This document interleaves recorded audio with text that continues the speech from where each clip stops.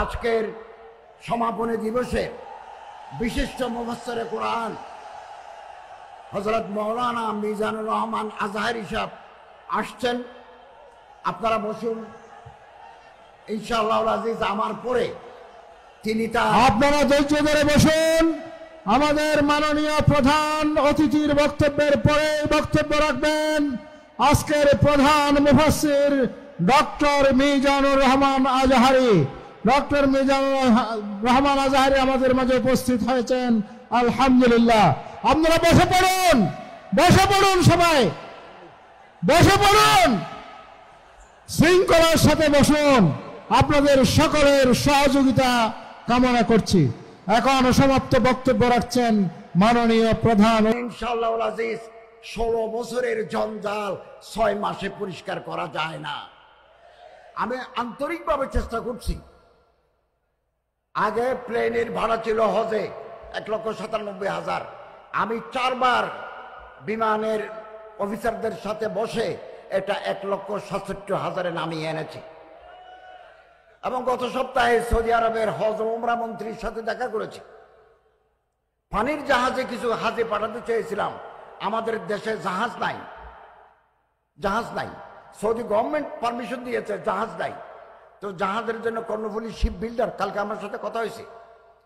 2025 সালে পারি নাই, 26 সালে, ততদিন পর্যন্ত যদি আমরা ক্ষমতায় থাকি 26 সালে জাহাজ যোগে হাজি পাঠাতে পারে কিনা প্রাণপণ চেষ্টা করে যাব। এবং আমি এবারও সৌদি হজ মন্ত্রীকে বলেছি 50 ভাগ হাজি বাংলাদেশ বিমান বহন করে, 35 ভাগ বহন করে সৌদি আরবিয়া, 15 ভাগ বহন করে ফ্লাই নাস। আমি ওনাকে বলেছি কোন কর্তৃপক্ষ যদি বেশি দামে ভাড়া দাবি করে আমরা থার্ড ক্যারিয়ার নিতে পারি কিনা। তিনি আমাকে বলেছেন আপনি লিখিতভাবে আমার চিঠি দেন, এটা যদি পাই বাংলাদেশ বিমান অথবা আর কেউ যদি ভাড়া বেশি চায় আমি আমিরাটস ভাড়া করব, আমি কাতার এয়ারওয়েজ ভাড়া করব এবং গালফ এয়ার ভাড়া করব। আমার দেশের হাজিরা যাতে একটু কম পয়সায় হজ করতে পারে আমি অত্যন্ত সচেতন। আমার মন্ত্রণালয়ের অধীনে যদি কেউ ঘুষ খায় আপনি যদি প্রমাণ দিতে পারেন আমি তাকে সাসপেন্ড করে দেব। আমি এটা স্পষ্ট করে বলেছি, স্পষ্ট করে বলেছি। আলহামদুলিল্লাহ আমি আমার মন্ত্রণালয়ের অধীনে যত ডিপার্টমেন্ট আছে খুব নেককার, পরহেজগার, আল্লাহর বলি, দিনদার লোকদেরকে আমি মনোনয়ন দিয়েছি। আপনারা জানলে খুশি হবেন Islamic foundation is a board of governors. যাদের পরিচালনায় ইসলামিক ফাউন্ডেশন পরিচালিত হয় এই 5 জন বড় আলেমের ভিতরে আমি চট্টগ্রাম শাহী জামে মসজিদ সম্মানিত খতিব আওলাদের রসুল হযরত তাহির জাবিরিকে আমি মেম্বার করেছি। আমি এই ব্যাপারে হযরত জনাব শাহজাহান চৌধুরী এমপির সাথে কথা বলেছি। এরকম 5 জন বড় আলেম পদাধিকার বলে উপদেষ্টা হিসেবে আমি চেয়ারম্যান। এবং আলহামদুলিল্লাহ গত মিটিংয়ে আমরা ইতিবাচক অনেক সিদ্ধান্ত নিয়েছি। ফেব্রুয়ারি মাসে আমাদের আবার মিটিং আছে, হযরত যাবেন, আমরা আরো সিদ্ধান্ত নেব। এবং আমরা এই সিদ্ধান্ত নিয়েছি বিগত 16 বছরে ইসলামিক ফাউন্ডেশনকে যারা বেচা বিক্রি করেছে, 900 করেছে, হাইকোর্টের বিচারপতির নেতৃত্বে তদন্ত কমিটি গঠন করে আইনানুগ ব্যবস্থা নেব। একমাত্র আমরা আল্লাহকে ভয় করি, আল্লাহর রহমত কামনা করি। এদেশের তৌহিদি জনতা আমাদের সাথে আছে, এটাই আমাদের শক্তি। ইনশাআল্লাহ আজিজ পরামর্শ দেবেন, বুদ্ধি দিবেন। এবং ইসলামিক ফাউন্ডেশনের গভর্নর আন্দরকিল্লায় থাকেন, ওনার কাছে বলবেন, আমাদের কাছে চলে আসবে। এবং যাকে মহাপরিচালক করেছি তিনি একজন আলেম মুফতি, তিনি খুলনা নারী ও শিশু আদালত ট্রাইব্যুনাল নম্বর 3-এর বিচারক, জেলা জজ, দায়রা জজ, ওনাকে এনেছি। ওয়াকফ প্রশাসনে একজন অ্যাডিশনাল সেক্রেটারি দিয়েছি, উনি অত্যন্ত পরহেজগার মানুষ, ঘুষ খান না। এই জঞ্জাল একদিনে করতে পারবো না, তবে জঞ্জাল পরিষ্কার করার কাজ শুরু করেছি। আপনারা আমাদেরকে পরামর্শ দিবেন, আমাদেরকে গাইড করবেন, আমরা যাতে আমার মন্ত্রণালয়, আমার আন্ডার যে আমার মন্ত্রণালয়, এটা যাতে আমি সুষ্ঠু সুন্দরভাবে পরিচালনা করতে পারি, এরকম ভাবে আপনারা পরামর্শ দিবেন। আমাদের প্রধান উপদেষ্টা প্রফেসর ডক্টর মোহাম্মদ ইউনূস সাহেব বলেছেন যে আমরা এমন এক নির্বাচন দেব আগামীতে যেটা হবে ফেয়ার, ফ্রি, ইম্পার্শিয়াল, ঐতিহাসিক নির্বাচন হবে আগামীতে। দিনের ভোট রাতে হবে না, দিনের ভোট দিনে হবে। এদেশের জনগণ যাকে ভালো মনে করেন তাকে ভোট দেবেন, ভোট দেবেন। ভোট নিয়ে কোনো কারচুপি হবে না। কোথাও যদি কেউ যদি ব্যালট বাক্স চুরি করে নিয়ে যায়, মুহূর্তের ভিতরে আমরা সেই সেন্টার বন্ধ করে যাব। আপনারা নিশ্চিন্ত থাকুন। আমরা এই দেশকে বৈষম্যহীন, সুন্দর, ইনসাফ ভিত্তিক একটা দেশে পরিণত করতে চাই এবং একমাত্র কোরআনের আদর্শ, কোরআনের আলো ঘরে ঘরে যদি জ্বালিয়ে দিতে পারি, একটা বৈষম্যহীন রাষ্ট্র, একটা বৈষম্যহীন সমাজ আমরা উপহার দিতে পারি। সম্মানিত হাজিরিন, আসুন কোরআনুল করিমকে ধারণ করি। 4টে কাজ আমাদের করতে হবে। 1 নম্বর, বিশুদ্ধভাবে কোরআন তেলাওয়াত। মান কারা আল কোরআন হারফান ফালাহু আশরু হাসানাত। এক এক করে 10টা করে নাকি শুদ্ধ কোরআন চর্চা। আলহামদুলিল্লাহ, শুদ্ধ কোরআন চর্চার ব্যবস্থা আছে। 2, ফাহামে কোরআন। কোরআনকে বুঝতে হবে। ইয়াসিন, জুমর, তওবা, নূর, মায়দা, বাকারা, ভিতরে কি, what is the message of the Lord provident, ভিতরে আছে কি, এটা আমার জানতে হবে। 3 নম্বর, কোরআনের ভিতরে আওয়াজ আদায় করি। আজকের এই ঐতিহাসিক তাফসীর কোরআন মাহফিলে হাজির হতে পারলাম, আল্লাহ তাআলা তৌফিক দিলেন, আলহামদুলিল্লাহ। ইসলামী সমাজ কল্যাণ পরিষদের এই তাফসীরুল কোরআন মাহফিল এখন 27 বছর। এটা বাংলাদেশের বরেণ্য মুফাসসিরে কোরআন হযরত আল্লামা মাওলানা দেলোয়ার হোসেন সাইদি সাহেবের স্মৃতিধন্য। আমরা দোয়া করি হযরত সাইদি সাহেবকে আল্লাহ তাআলা মাগফিরাত করুন, জান্নাতুল ফেরদৌসের আলা মাকাম নসিব করুন। আল্লাহ তাআলা পবিত্র কোরআন শরীফে বলেছেন, ওয়াতাসিমু বিহাবলিল্লাহি জামিআন ওয়া লা তাফাররাকু। আল্লাহ তাআলা বলেন, তোমরা সম্মিলিতভাবে আল্লাহর রজ্জু হাবলুল্লাহ কোরআনুল করিমকে ধরো, পরস্পর বিচ্ছিন্ন হয়েও না। দুনিয়ার সমস্ত মুসলমান এক এবং অভিন্ন। একেবারে রাবাত থেকে জাকার্তা, দুনিয়ার যারা কলেমাগো, যারা কোরআনুল করিমের ছায়ায় বড় হয়েছে, তারা এক। হতে পারে ভাষার ভিন্ন, হতে পারে রঙের ভিন্ন, হতে পারে সাইজের ভিন্ন, কিন্তু আমরা প্রত্যেকেই কোরআনকে মহাব্বত করি।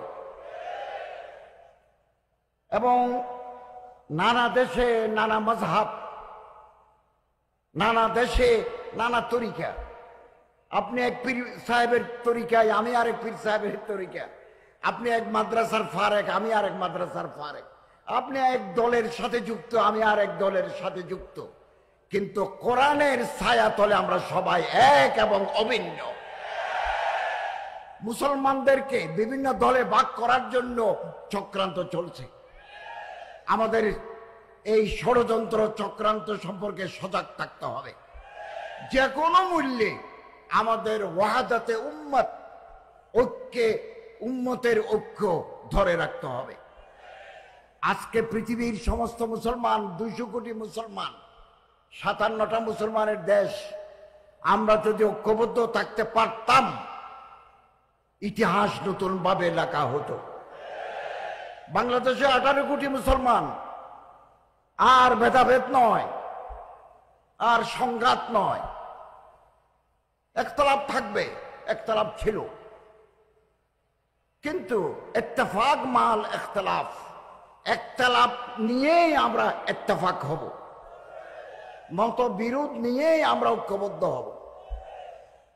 বাংলাদেশের আলেম ওলামা, বিভিন্ন তরিকার বিভিন্ন ধারার আলেম ওলামা, পীর মাশায়েখ, জুআমা, নকাবা, ওরাফা, আমরা যদি ঐক্যবদ্ধ থাকতে পারি, এক চিন্তার আদৌ অনুবর্তী হয়ে যদি আমরা কাজ করতে পারি, আগামীকাল যে সূর্য উঠবে সেই সূর্য হবে নতুন সূর্য। এবং আমি নয়া দিগন্তে 2019 সাল থেকে নয়া দিগন্তে পোস্ট এডিটোরিয়াল লিখেছি এবং মুসলমানদের ঐক্য, কওমি আলিয়ার ঐক্য, বারবার আর্টিকেল লিখেছি। এগুলো সমাজে ইতিবাচক প্রভাব ফেলেছে। আমাদেরকে বিভক্ত রাখার জন্য চক্রান্ত চলছে। আমাদেরকে সচেতন, সতর্ক থাকতে হবে। এবং ইনশাআল্লাহ আজিজ, কেবল ভোটের ঐক্য নয়, হোক না ভোট কেন্দ্রিক ঐক্য হোক, এমনি আমরা যদি একটু কাছাকাছি আসতে পারি, একে অপরের ঘরে যেতে পারি, একে অপরের সাথে বসতে পারি, এটাও সমাজে ইতিবাচক প্রভাব ফেলবে। আমি আশাবাদী আমরা এই দেশে কোরআনের আদর্শে একটা সমাজ এবং রাষ্ট্র ব্যবস্থা দেখে যাব ইনশাআল্লাহ, ইনশাআল্লাহ। এবং আলেম যারা, কোরআনের উপরে যাদের পাণ্ডিত্য আছে, পারঙ্গমতা আছে, তারা রাষ্ট্র চালালে আমার এই দেশ, ব্যক্তি, পরিবার, সমাজ সোনার সমাজে পরিণত হবে। আমরা যদি সরকার পরিচালনায় দিনদার, পরহেজগার, আলেম ওলামাদেরকে সম্পৃক্ত করতে পারি রাষ্ট্র পরিচালনায়, তাহলে দুর্নীতি, স্বজনপ্রীতি, লুটের মানসিকতা, অব্যবস্থাপনা বিদায় নেবে ইনশাআল্লাহ। অতএব আসুন ফেসবুকে, টুইটারে, ব্যক্তিগত পর্যায়ে আমরা গুতাগুতি না করে পরস্পরকে সম্মান করতে শিখি। এবং আমি আপনাকে সম্মান না করলে আমি আপনার কাছ থেকে সম্মান আশা করতে পারি না। আসুন আমরা মনকে বড় করি, দৃষ্টিভঙ্গিকে প্রসারিত করি। যাদের মন ছোট তাদের মাধ্যমে বড় কাজ হয় না। We have no room in our heart to accommodate others. অন্যদেরকে আমরা গ্রহণ করতে পারি না। আমি আমার দলের লোক ছাড়া, আমি আমার তরিকার লোক ছাড়া অন্যদেরকে আমি অ্যাকোমোডেট করতে পারি না। এই দৃষ্টিভঙ্গি আমাদের পাল্টাতে হবে। সবাইকে নিয়ে কাজ করার মানসিকতা আমাদের গ্রহণ করতে হবে। সম্মানিত হাজরিন, আমাদের সাবেক এমপি মহতরম শাহজাহান চৌধুরী সাহেব অনেক কথা বলেছেন। ইসলামিক সমাজ কল্যাণ পরিষদের যে জায়গার কথা বলেছেন, 99 বছরের জন্য আপনারা লিস্ট চাচ্ছেন, আপনারা আবেদন করেন। ধর্ম মন্ত্রণালয়ের উপদেষ্টা হিসেবে আমার যা যা করা দরকার আমি 100 এর জন্য কাজ করব। দ্বিতীয়, আমার মন্ত্রণালয়ের অধীনে ইসলামিক ফাউন্ডেশন, ওয়াকফ প্রশাসন, এরপরে মসজিদ ভিত্তিক গণশিক্ষা, ইমাম মুয়াজ্জিন কল্যাণ পরিষদ, হিন্দু কল্যাণ ট্রাস্ট, বৌদ্ধ কল্যাণ ট্রাস্ট, খ্রিস্টান কল্যাণ ট্রাস্ট আছে। আমি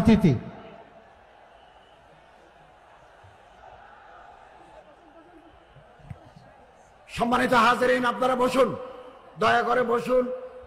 তাফসীরুল কোরআন মাহফিলের শৃঙ্খলা সৌন্দর্য রক্ষা করুন। আমি এখনই আমার বক্তৃতা শেষ করে দেব। আজকের প্রধান মুফাসসির হযরত আল্লামা মাওলানা ডক্টর মিজানুর রহমান আজহারী সাহেব, উনি ওনার বক্তব্য পেশ করবেন, তাফসীর পেশ করবেন। সম্মানিত হাজিরিন, শুদ্ধভাবে কোরআন তেলাওয়াত, কোরআন অনুধাবন, 3 কোরআনের আদেশ নিষেধ, আওয়ামের নওয়াহি মেনে চলতে হবে। 4 নম্বর, কোরআন জিন্দা থাকে। এইরকম যত প্রতিষ্ঠান আছে, মাদ্রাসা আছে, তাফসীর মাহফিল আছে, মসজিদ আছে, এগুলোর সাথে আমাদের সম্পৃক্ত থাকতে হবে। 4টা কাজ যদি আমরা করি, কোরআন আমাদেরকে আলোর পথ দেখাবে। আমি আবারও বলছি, এই সমাজকে যদি পরিবর্তন করতে চাই, আমরা ব্যক্তি জীবন, পারিবারিক জীবন, সামাজিক জীবন, রাষ্ট্রীয় জীবনে যদি শান্তি পেতে চাই, সুখ পেতে চাই, স্থিতিশীলতা পেতে চাই, কোরআনের আদর্শের বিকল্প নাই। সম্মানিত হাজরিন, আপনারা জেনে খুশি হবেন, আমি আজকে সকালে 560 পৃষ্ঠার আমার একটা কিতাব বেরিয়েছে, যেটা কোরআনের আদর্শ হাদিসের আদর্শে লিখিত। 560 পৃষ্ঠা কোরআন হাদিসের দলিল ভিত্তিক ইসলামী বিধিবিধান। এটা বেরিয়েছে আজ সকালে। আমি একটা ডক্টর মিজানুর রহমান আজহারী সাহেবের হাতে দেব, আন্দরকিল্লায় পাবেন। আগামী 1 মাসের ভিতরে নারীর অধিকার, নারী জাতির অধিকার, সম্মান, মর্যাদা নিয়ে আমার আরেকটা বই বের হবে। আপনাদের সহযোগিতা চাই। আল্লাহ যেন আমাদের কলমে, আমাদের জবানে, আমাদের দিলের মাধ্যমে এই জাতির আমরা সেবা করতে পারি। আমি আশাবাদী পবিত্র কোরআন এবং হাদিসের আলোকে একটা সুন্দর, স্থিতিশীল, বৈষম্যহীন সমাজ আমরা উপহার দিতে পারবো। আসুন, আল্লাহ তাআলা আমাদের তৌফিক আনায়েত করুন। আমিন। ওয়া আখিরু দাওয়ানা আনিল হামদুলিল্লাহি রাব্বিল আলামিন।